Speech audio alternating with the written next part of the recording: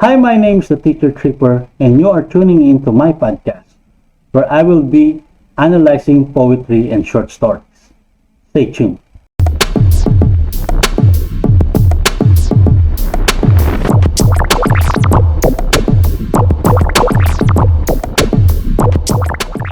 For this episode, we will be analyzing the poem Among the White Daily Fishes by Sylvia Fisherova. This poem is brought to my attention by Bea Antonggol, a former journalist of Anastasio G. Yuman High School and now studying at San Matias High School as grade 11.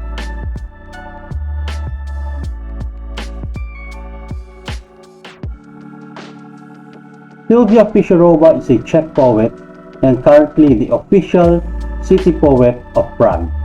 First thing that you want to see in a poem is the structure and how it was written.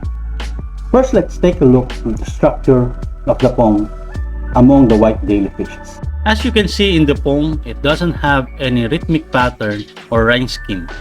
It doesn't even divided by any stanza, and this kind of poem are commonly known as free verse poem. The next thing that you need to look up is the speaker and the audience in the poem. One thing that you need to remember is it doesn't necessarily that the author or the writer of the poem is the speaker. The common mistake of the students and sometimes by the teachers is they tend to forget that the author or writer create a different persona and put themselves into the shoes of others to create a poem or a story. It doesn't necessarily a first-hand experience of the author. In this poem, we have a speaker and known by the word he. And we have also an audience known by the word she. And these two characters are having a conversation about a certain topic, which will be the message and the meaning of the poem. As you read the whole poem, you can get lost out of the meaning since the conversation went from baseball bat to electric chair to up to the private universe. It doesn't make any sense.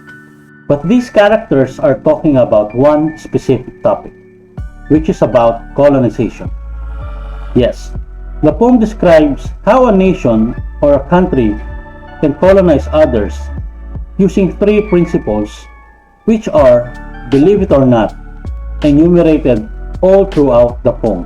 Now that we know that the theme of the poem is about colonization using three principles, it is time for us to analyze and identify those three.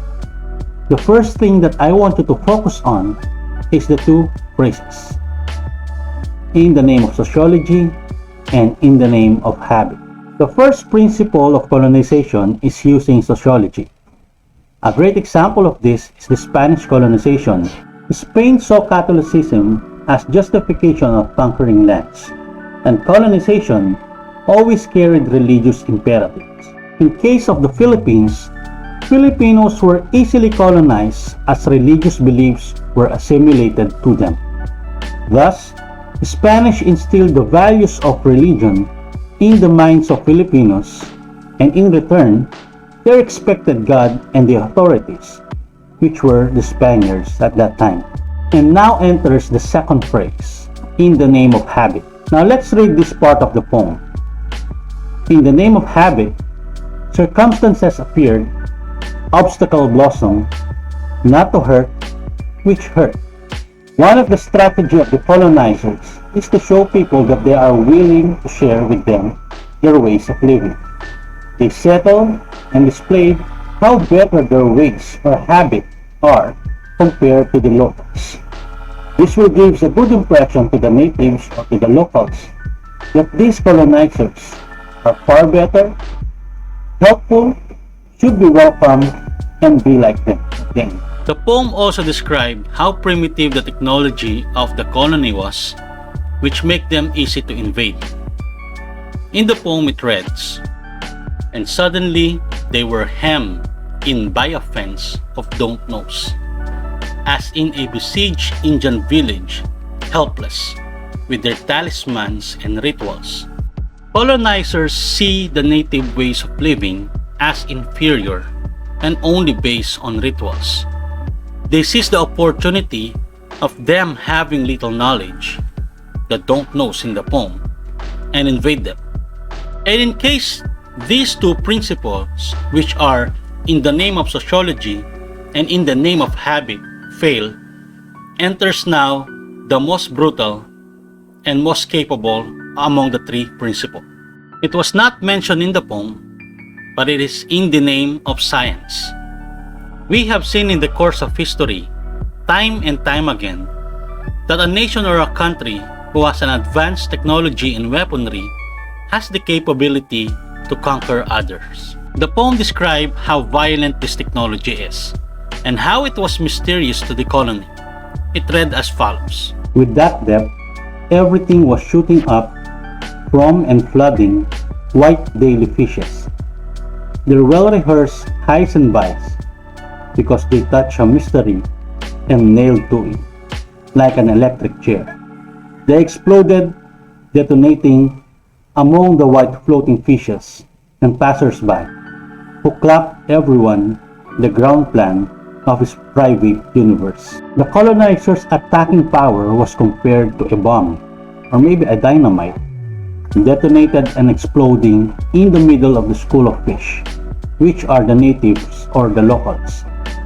Even the passers-by or the neighboring countries are sometimes caught in the crossfire. His private universe is a symbolism used to portray a leader of the colony, which is usually a king or a supreme leader, which has a ground plan to expand empires and territories. Now you may wonder how come the author come up with such title for a poem like this. The author compared people who are being colonized as white fishes. The reason is, white fish around the world are plenty, and compared to other species of fish, white fish like trout and cod are easy to catch.